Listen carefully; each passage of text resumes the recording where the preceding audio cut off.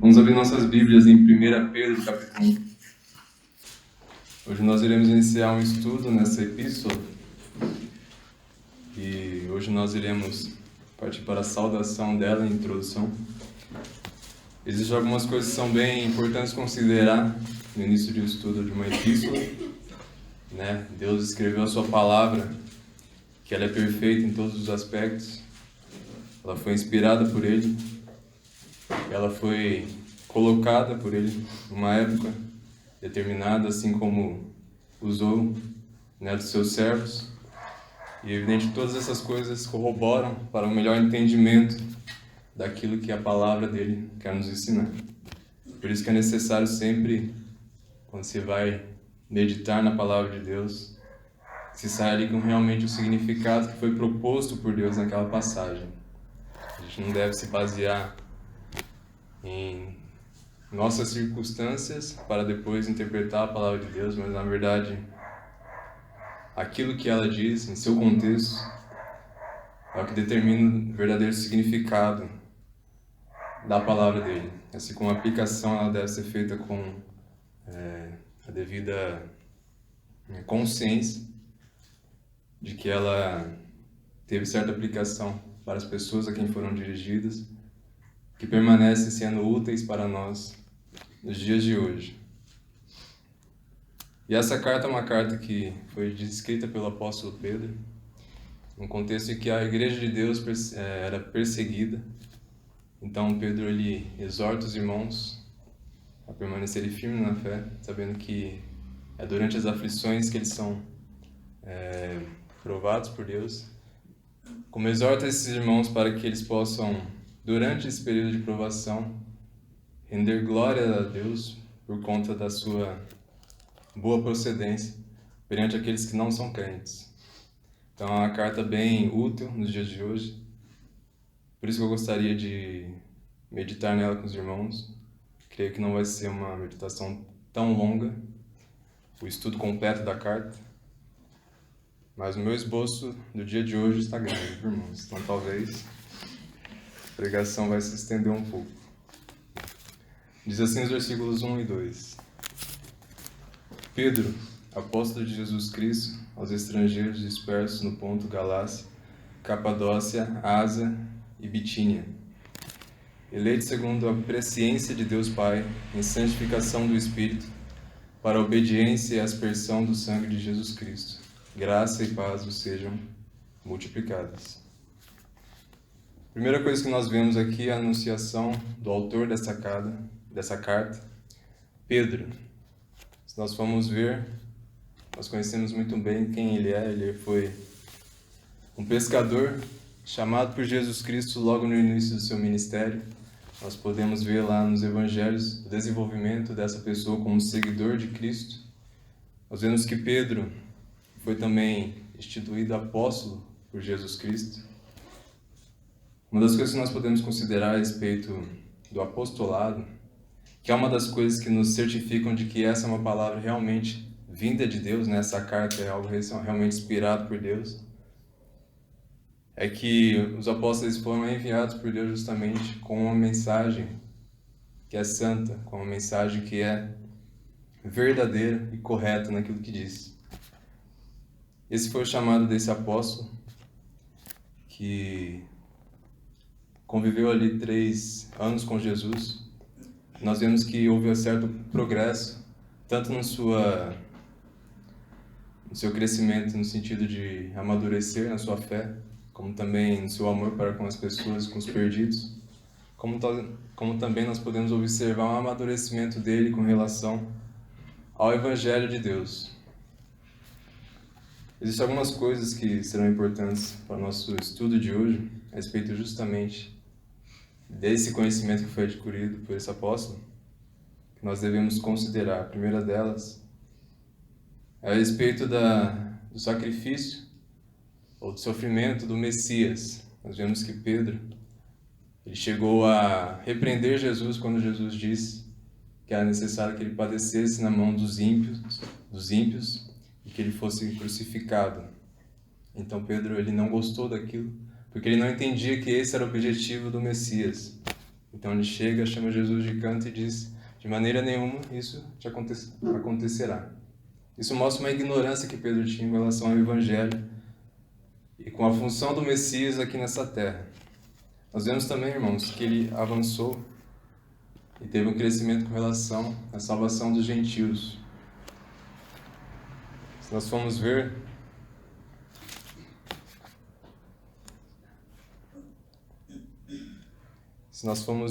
em Atos, ali mostra, do capítulo 10 ao 11, mostra o desenvolvimento, ou o convencimento de Pedro a respeito dos gentios no plano de salvação de Deus. Então, ali naqueles capítulos, se nós formos olhar o capítulo 11, vamos abrir lá só para ver os últimos versículos. Os últimos versículos que narram esse acontecimento são do 15 ao 19, ao 18. Diz assim: e quando comecei a falar, caiu sobre eles o Espírito Santo, como também sobre nós ao princípio. E lembrei-me do dito do Senhor, quando disse: João certamente batizou com água, mas vós sereis batizados com o Espírito Santo. Portanto, se Deus lhe deu o mesmo dom que a nós, quanto havemos crido no Senhor Jesus Cristo, quem era então eu, para que pudesse existir a Deus? E ouvindo essas coisas, apaziguaram-se e glorificaram a Deus, dizendo: na verdade, até aos gentios deu Deus o arrependimento para a vida. Então, uma coisa que não estava bem clara para Pedro era que os gentios também eram participantes na obra que Cristo realizou. Nós vemos que o Antigo Testamento, depois de Pedro ter andado com Jesus, ele foi totalmente reinventado através dos ensinos de Jesus, né, a todos os apóstolos. Nós vemos que a interpretação sobre as promessas que foram direcionadas a Israel, nós vemos que Jesus aplica também aos gentios. E Pedro acaba vendo isso e começa a ter esse conhecimento que os gentios são participantes também da salvação. Uma das coisas que nós vemos também sobre essa carta é que ela foi escrita no momento de aproximadamente já no final da vida de Pedro. Provavelmente Pedro escreveu essa carta em Roma. Nós vemos no final do livro que ele diz estar na Babilônia. E a Babilônia nós poderíamos colocar 3 coisas a respeito do que seria esse local. Uma delas seria, de fato, a antiga cidade da Mesopotâmia. Então Pedro poderia estar escrevendo dali, como também seria um chamado a algum tipo de posto, que também tinha esse nome.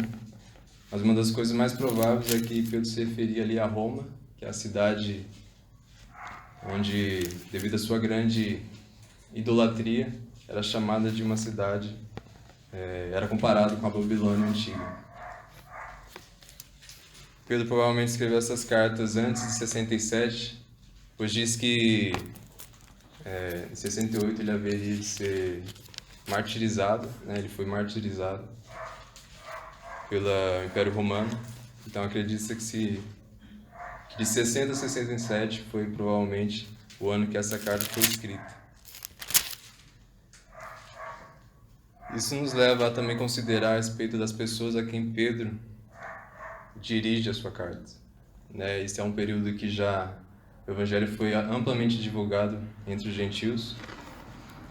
E nesse período, pelo contexto da carta, pela mensagem de sofrimento que os cristãos padeceriam por aflição, nós podemos ver que, de fato, foi num período em que ou estava próximo a ter uma perseguição oficial, ou já, de fato, essa carta foi escrita durante essa perseguição. Se nós formos avançar aqui, ele diz, na sequência do versículo: aos estrangeiros dispersos no Ponto, Galácia, Capadócia, Ásia e Bitínia. Uma das coisas que nós podemos ver a respeito da palavra dispersos, ou talvez na sua tradução estejam os estrangeiros da dispersão. Essa palavra ela se refere aos judeus que estavam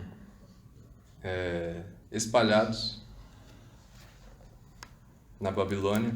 Eles foram dispersos do seu local de habitação e eles foram então para um lugar extremamente hostil e pagão, que era a Babilônia. E alguns usam isso para interpretar que aqui Pedro se dirige em uma maioria de judeus.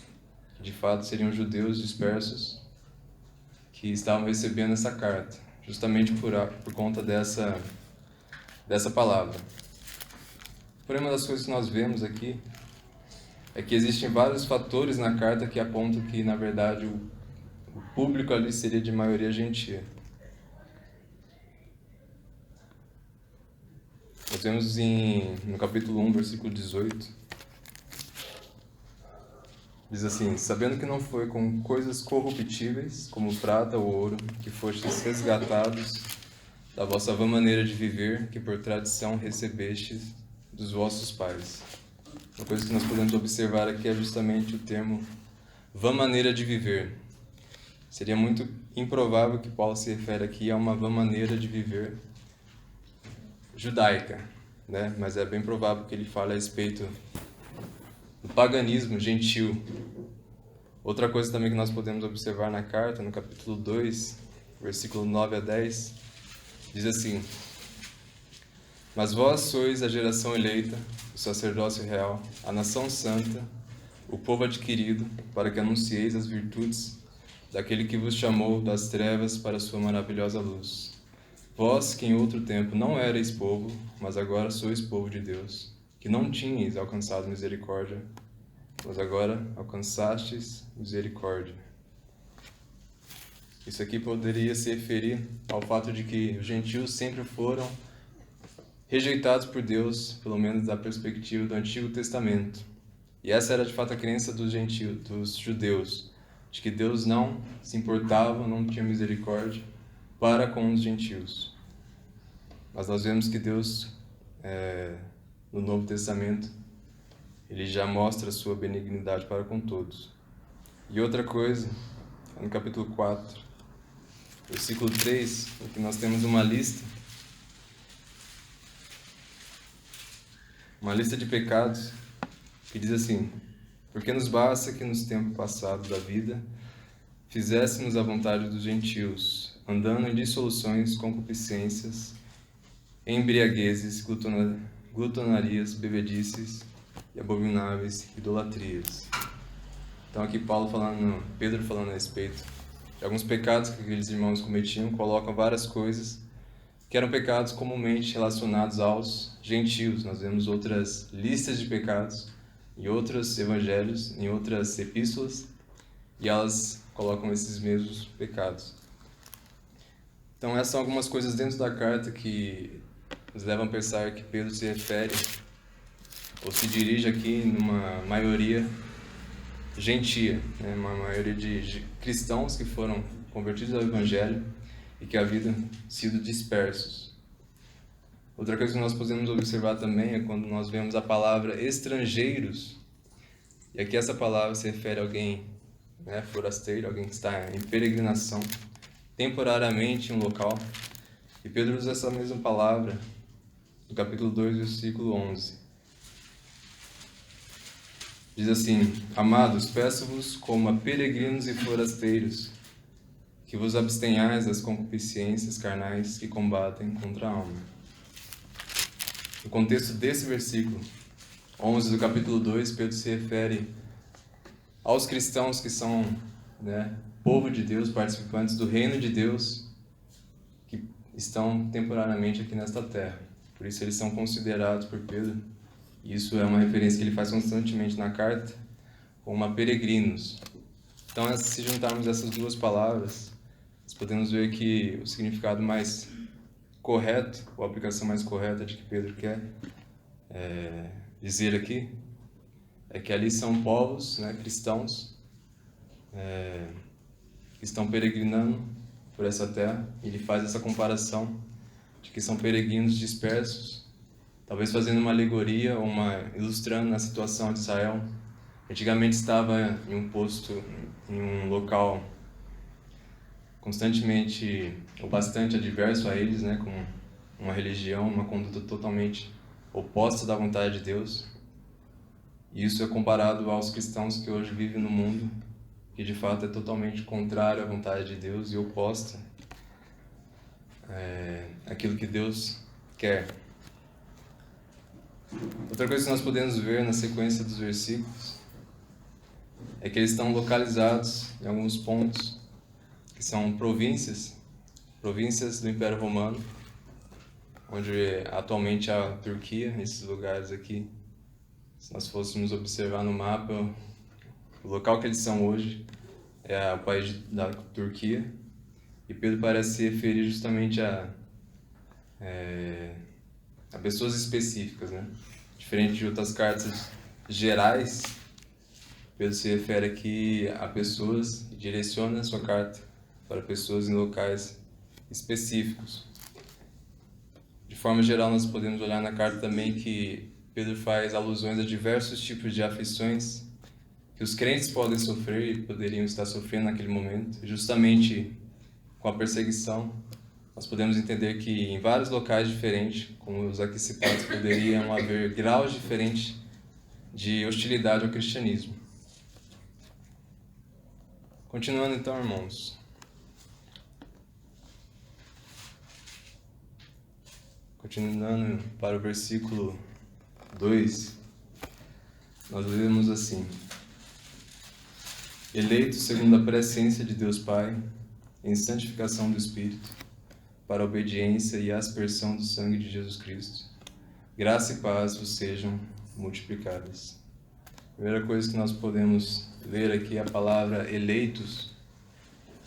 Essa palavra é uma palavra bastante usada na Bíblia em referência à escolha de Deus para com aqueles que Ele deseja se relacionar ou salvar. Nós podemos ver no Antigo Testamento essa palavra sendo usada em Deuteronômio capítulo 7, versículo 6. Vamos abrir lá para ler. Deuteronômio capítulo 7.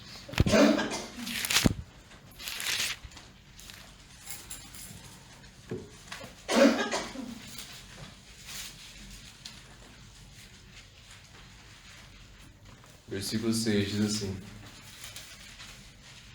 porque povo santo és ao Senhor teu Deus. O Senhor teu Deus te escolheu para que lhes fosses o teu povo, o seu povo especial, e de todos os povos que há sobre a face da terra.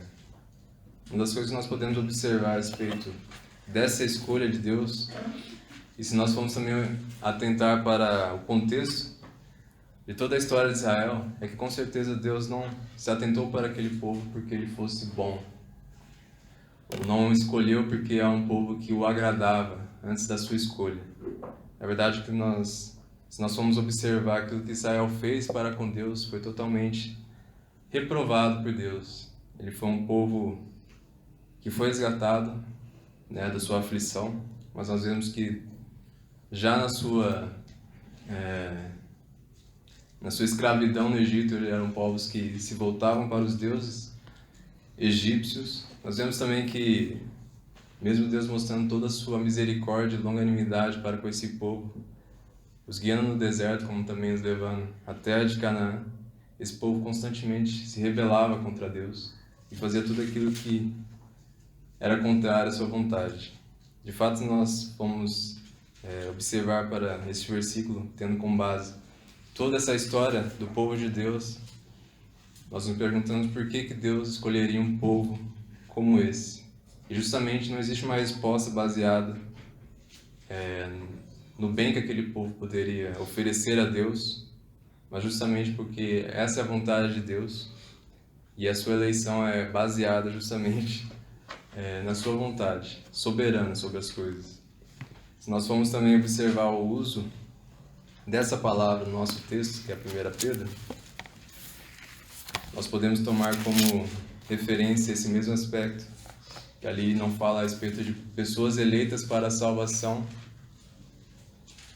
porque Deus de alguma forma havia visto algum bem naquele povo. né? Não foi pelo fato de que aquele povo era bonzinho nessa terra, então Deus falou que iria escolhê-los porque eles serão de alguma forma útil para Ele no seu reino, ou útil para a propagação do seu evangelho. De fato, nós não vemos isso na nossa vida, e se formos parar para observar também para aqueles a quem Pedro se refere, esses gentios, nós iremos constatar essa mesma verdade, que não haveria motivo para Deus salvar aquelas pessoas. Eram pessoas que se prostravam a outros deuses, pessoas que se sujeitavam a todo tipo de carnalidade, concupiscência. Então, qual que seria o motivo de Deus os eleger? Seria porque Deus viu que o homem o escolheria depois de observar o seu evangelho? Será que Deus poderia de alguma forma ter visto algum bem que algum servo seu escolhido por ele traria à sua igreja ou aos seus propósitos no mundo? Se nós formos considerar algumas coisas sobre a eleição de Deus, nós vemos que de fato não existe motivos para basear essa escolha no homem. A Bíblia nos revela que Deus é um Deus soberano, e Ele faz a sua vontade e ninguém pode impedir a sua vontade. Se nós considerarmos a eleição de Deus com base naquilo que o homem tem a oferecer a Deus, ou com base na escolha que o homem faz em relação a Deus, nós veríamos um Deus que não existe, um Deus que Ele não é soberano, né? Pois Ele se baseia naquilo que o homem faz.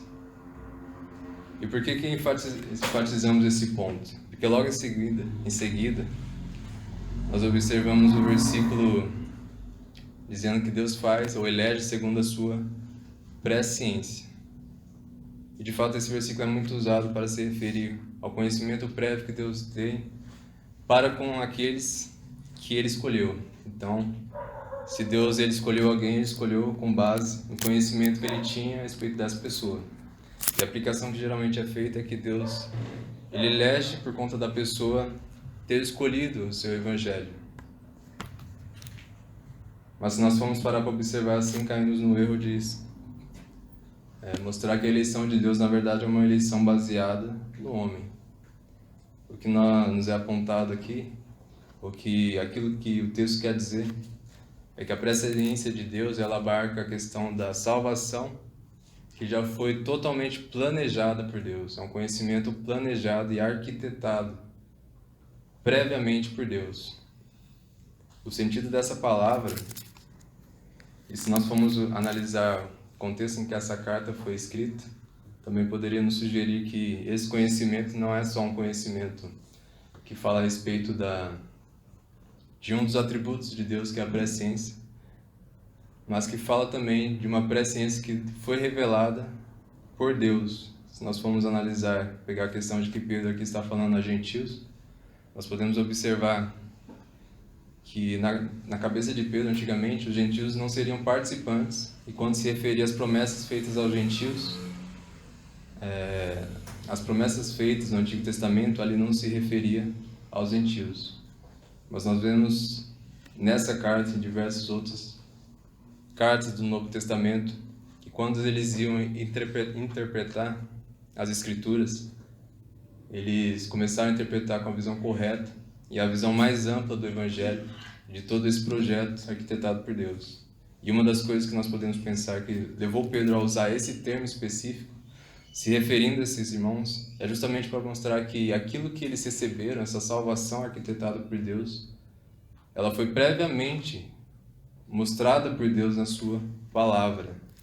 Se nós formos ver no capítulo 2, versículo que nós lemos ainda há pouco, para mostrar que Pedro se dirigiu aqui a gentios, versículo 9 e 10, capítulo 2 diz: Mas vós sois a geração eleita, o sacerdócio real, a nação santa, o povo adquirido, para que anuncieis as virtudes daquele que vos chamou das trevas para a sua maravilhosa luz. Vós que em outro tempo não erais povo, mas agora sois povo de Deus, que não tinhas alcançado misericórdia, mas agora alcançastes misericórdia. Aqui Pedro faz referência a uma profecia do livro de Oséias, e que Oséias falando a respeito de Deus ter abandonado o seu povo, mas que ele haveria de novamente fazê-lo seu povo, e exerceria sua misericórdia novamente para com eles. E o que Pedro fala aqui é que não haveria de ser apenas a Israel, mas também aqueles gentios a qual ele se dirigia. De fato, aquilo que Deus mostra no Antigo Testamento nos é melhor apresentado nos dias de hoje.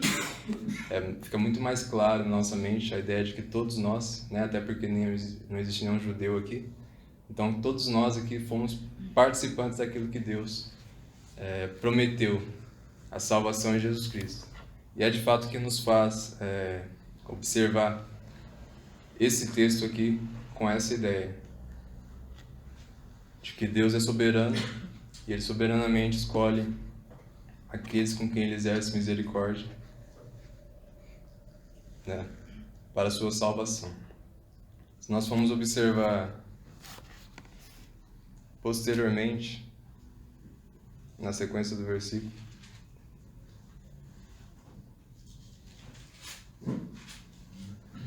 ele vai relatar aqui o propósito pelo qual aqueles irmãos foram eleitos.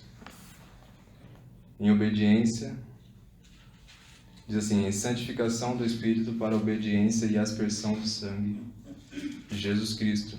Graça e paz vos sejam multiplicadas. Então, qual é o propósito dessa eleição? Por que nós fomos escolhidos por Deus? Aqui o versículo diz que é para obediência e aspersão do sangue de Jesus Cristo. Quando nós observamos essa palavra, obediência, geralmente a primeira ideia que nos vem à mente é aquela obediência em se sujeitar a alguém que é superior, que nos dá uma ordem. Então seria uma obediência a uma palavra que é dita. De fato, esse é um termo amplamente dito, usado nas Escrituras.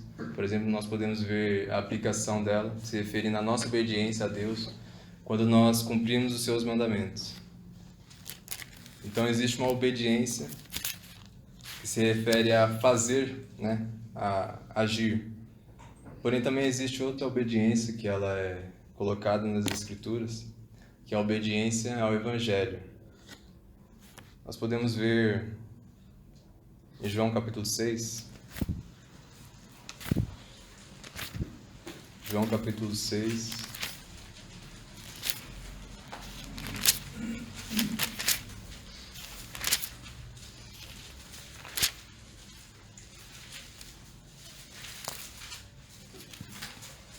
versículo 28 e 29.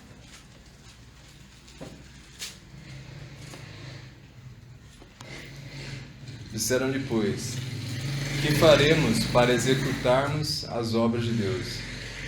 Jesus respondeu e disse-lhes: a obra de Deus é esta, que creais naquele que Ele enviou. Então aqui nós vemos uma aplicação da palavra obedecer. Aquelas pessoas estavam preocupadas, querendo saber de Jesus Cristo o que é necessário elas fazer. Provavelmente elas estavam justamente pensando que era necessário elas, dar alguma coisa a mais por Deus, servir mais a Deus. Porém, a resposta que Jesus dá a elas é que era necessário que elas crescem naquele que Ele enviou. Então, para obedecer a Deus, a primeira coisa necessária a ser feita é obedecer ao Evangelho que Ele pregou. Nós vemos que também Pedro usa esse mesmo termo, com esse mesmo sentido na sua carta, capítulo 4, versículo 17. 1 Pedro 4, 17. Diz assim: porque já é tempo que começa o julgamento pela casa de Deus, e se primeiro começa por nós, qual será o fim daqueles que são desobedientes ao Evangelho de Deus? Então, Pedro se refere à palavra obediência nesse mesmo contexto, de aceitar aquilo que Deus diz na sua palavra, de se arrepender dos seus pecados e crer em Jesus Cristo, porque esse é o Evangelho que é pregado. Na verdade, é o princípio de toda obediência a Deus. Não existe como se agradar a Deus sem que você aceite aquilo que Ele tem a oferecer sobre a sua salvação. E essa é justamente a aplicação que nós podemos ter desse termo aqui usado por Pedro. Aquelas pessoas, aqueles gentios foram obedientes ao evangelho que Deus lhes havia entregado. Não só a obediência, mas também a aspersão do sangue de Jesus Cristo. Nós vemos isso em Hebreus capítulo 12. Hebreus no capítulo 12, versículo 24.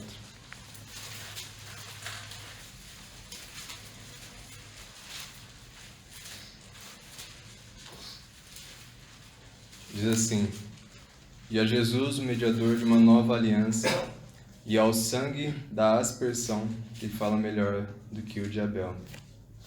Então aqui o autor de Hebreus, ele se refere ao sangue da aspersão como sendo uma nova aliança realizada por Deus. Uma aliança em que era diferente daquilo proposto no Antigo Testamento. Se nós formos olhar no Antigo Testamento, em Êxodo capítulo 24, se os irmãos não quiserem procurar, são muitos versículos, às vezes fica ruim de ficar procurando. Êxodo capítulo 24 diz assim, versículos 4 a 8. Moisés escreveu todas as palavras do Senhor e levantou-se pela manhã de madrugada, e edificou um altar ao pé do monte, e 12 monumentos, segundo as 12 tribos de Israel. E enviou alguns jovens dos filhos de Israel, os quais ofereceram holocaustos e sacrificaram ao Senhor sacrifícios pacíficos e bezerros. E Moisés tomou a metade do sangue e a pôs em bacias, e a outra metade do sangue a aspergiu sobre o povo. Então aqui seria uma maneira de mostrar que aquele povo havia feito uma aliança, um pacto com Deus. E esse pacto era baseado na lei de Deus, no cumprimento dela, que esse povo deveria realizar. Se nós formos olhar também em Hebreus, fala a respeito do sangue de Jesus Cristo, que fala melhor que o sangue de Abel. Se nós formos observar a narração da morte de Abel, nós vemos ali que Abel, depois de ser morto por seu irmão, Deus, vai falar com Caim, e aí ele fala que o sangue do irmão dele clama a mim. E justamente depois de fazer essa afirmação, Deus castiga a Caim por ter matado seu irmão.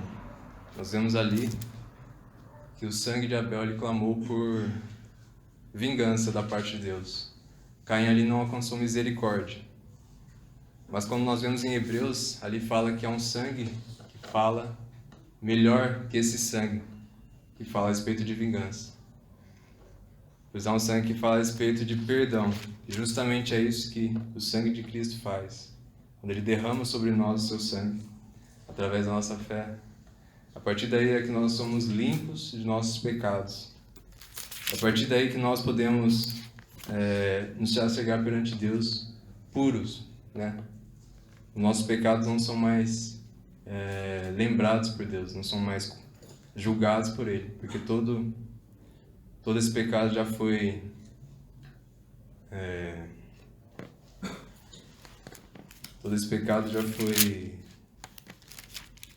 fugiu a palavra, já foi punido em Cristo na cruz. A palavra tão simples, punido. Se nós formos observar, Pedro faz referência a esse mesmo sangue que foi aspergido.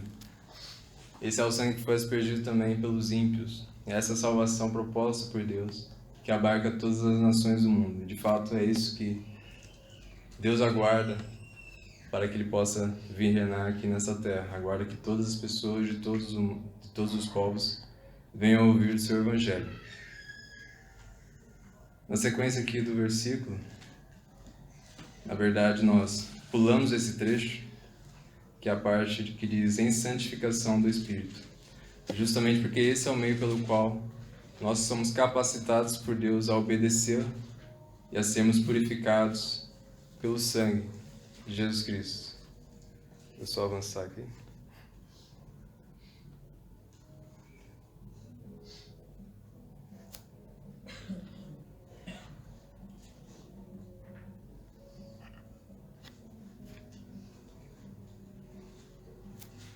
Uma das coisas que nós podemos observar a respeito da obra do Espírito Santo é justamente a sua essencialidade, né? Nós podemos usar esse termo, que é incapaz o homem de sozinho se chegar a ter esses tipos de benefícios, né?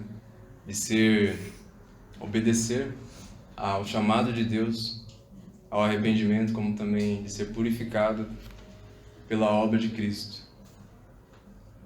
É o Espírito Santo que age no homem e o capacita a entender aquilo que Deus tem a oferecer a ele através do arrependimento. Se nós formos observar em 1 Coríntios capítulo 2,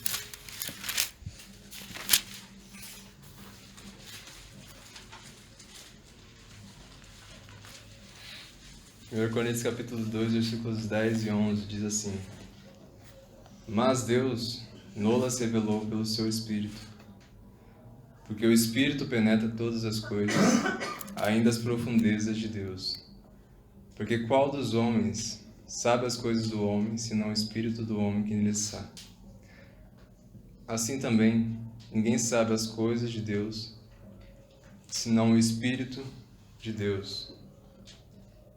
Mas nós não recebemos o Espírito do mundo, mas o Espírito que provém de Deus, para que pudéssemos conhecer o que nos é dado gratuitamente por Deus. Então aqui o apóstolo Paulo falando àqueles irmãos, que também eram gentios, a respeito de como é capaz de um homem entender aquilo que Deus propõe a ele, ou aquilo que é o Evangelho. Um pouco antes ele vai falar que esse é um conhecimento que foi oculto aos olhos dos homens, né? Era incapaz qualquer homem que chegasse a conceber um tipo de salvação como essa. Mas essa foi a salvação que Deus planejou. E é justamente o Espírito Santo que nos capacita a nos apegarmos a essas verdades. Paulo é bem enfático nesse aspecto, aqui nos versículos 10 e 11. Mas Deus nolas revelou pelo seu Espírito. Porque somente o Espírito de Deus conhece aquilo que é de Deus, né? As verdades de Deus. Aqui nós podemos ver uma diferença, uma distinção, então, a respeito daquelas pessoas que são crentes nominais e aquelas que de fato foram regeneradas. Aquelas pessoas que dizem aceitar o Evangelho, né? Algumas pessoas, de fato, na verdade, quando elas dizem ter se apegado ao Evangelho de Deus, ou terem se convertido, o que na verdade elas dizem é que elas se convenceram, de certa forma, a um tipo de religião, né? Elas se apegaram a uma religião, a um nome. Elas aceitaram algumas proposições teológicas como sendo verdade, mas o crente que nós vemos pela palavra de Deus é que ele foi ensinado pelo próprio Espírito de Deus a respeito das suas verdades. Nós podemos falar a respeito do crente nominal, que é aquela pessoa que de alguma forma procura estar no meio de cristãos, né? Talvez ele seja parte da igreja, seja membro, mas ela nunca de fato foi regenerada pelo Espírito Santo de Deus. Ela passa toda a sua vida ali ouvindo a respeito do Evangelho, mas não existe nenhuma comoção verdadeira a respeito daquilo que é dito. Ou se existe uma comoção, é uma comoção baseada em sentimentos humanos. Nós vemos que a obra de Deus ela é perfeita justamente porque é o seu Santo Espírito que entra naqueles que ele tem eleito para a salvação. Não existe como nós entendermos ou, de fato, aceitarmos e nos arrependermos dos nossos pecados sem que tenhamos essa obra realizada em nós, que é da regeneração. E o meio que aqui o apóstolo Pedro fala, o meio pelo qual essa obra é realizada, que o apóstolo Pedro fala aqui, é pelo Espírito Santo de Deus. É a santificação desse Espírito que nos torna obedientes àquilo que Deus tem falado na sua palavra.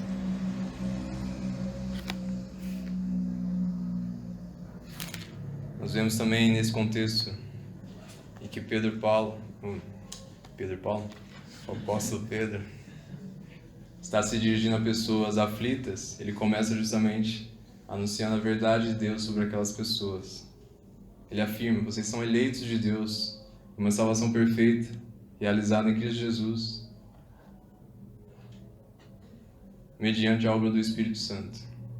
Ele começa assim a sua carta, justamente para mostrar que durante as aflições dessa vida, aqueles irmãos deveriam ter noção e consciência daquilo que eles receberam de Deus. Se nós formos falar por que a gente nominar o motivo dele perseverar, na verdade, se nós formos observar em crentes que se dizem convertidos, mas não têm a obra do Espírito Santo, em momentos de perseguição, é justamente essas pessoas que se afastam. São essas pessoas que têm a sua fé diminuída, né? Se esvai totalmente. Por quê? Porque não era uma obra de Deus. A obra de Deus, ela persevera.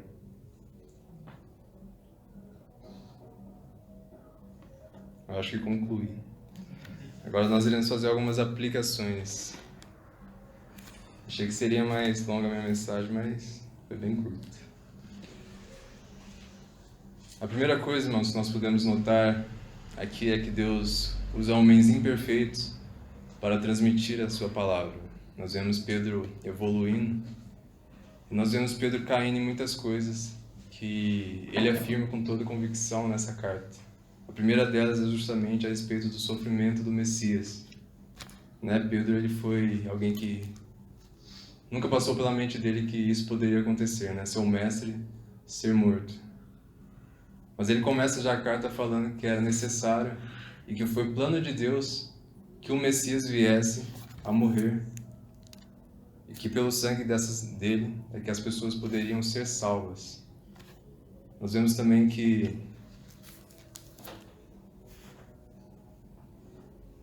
isso nos mostra que nós, em nossa caminhada com Deus, precisamos amadurecer para chegar a um ponto em que nós podemos mostrar às pessoas a verdade. As pessoas, elas devem amadurecer para que possam instruir o povo de Deus na verdade. Aquilo que elas tinham como uma fraqueza deve ser colocada, deve ser tirada durante a sua caminhada cristã, para que elas possam se tornar de fato úteis na obra de Deus. Com certeza essa carta foi muito, muito útil àqueles irmãos naquele momento. Nós vemos também que Pedro foi uma pessoa que rapidamente, na primeira oportunidade que ele teve de sofrer pelo nome de Cristo, ele negou a Cristo. Ele se achava capaz de suportar as aflições por conta de Cristo, Ele disse que jamais o negaria, mas na primeira oportunidade foi aquilo que ele fez. Mas agora nós vemos Pedro aqui exortando aqueles irmãos a permanecerem fiéis, independente da circunstância e que eles estivessem vivendo. Nós possamos também ter essa consciência, esse desejo que na nossa caminhada cristã nós possamos nos tornar úteis para a obra de Deus, de fato tendo zelo por aquilo que Ele nos ensina através da nossa vida aqui na Terra. Outra aplicação também é referente àqueles que foram exortados por Pedro. Nós vemos aqui o principal argumento que ele fala é que durante momentos de aflição o Evangelho deve estar bem fixo na cabeça do crente. Deve ser lembrado que existe uma obra perfeita arquitetada por Deus, que de modo nenhum falhará. Às vezes, em momentos de tribulação, as pessoas perdem e desanimam, perdem as esperanças e desanimam, e se entristecem e acabam até falhando na sua comunhão com Deus, no seu propósito de glorificar o nome de Deus. Mas aquilo que nós devemos nos lembrar é que Deus não falha nas suas promessas e que mesmo que nós temporariamente possamos padecer aqui nessa terra, existe uma esperança de salvação, de uma eternidade com Deus. Outra coisa também, gostaria de observar a respeito daqueles que de fato não têm fé em Deus. As você não tem fé em Deus, é impossível que algum tipo de conselho de Pedro nessa carta, a teologia exposta por ele aqui, venha fazer algum sentido na sua vida, né? Porque já que você não crê nele, então não existe expectativa de um futuro com ele, não existe esperança no meio das aflições. O ímpio, ele é desconsolado. Ou se ele é consolado de alguma forma, ele é consolado através de mentiras. Então é necessário que você realmente tenha essa convicção, né? Se você não tem, que de fato você possa observar o evangelho que é dado por Deus e obedecer a ele. Não pense que é só por estar em um banco de igreja que você, de alguma forma, tem um relacionamento com Deus. De fato, a obra de Deus, ela se revela nos fiéis, conforme o tempo vai passando, mostrando que essas pessoas, elas permanecem, né, na fé. Elas crescem no conhecimento de Deus. Essa meditação que eu tenho para hoje, de fato que Deus possa nos abençoar na explanação dessa carta aqui.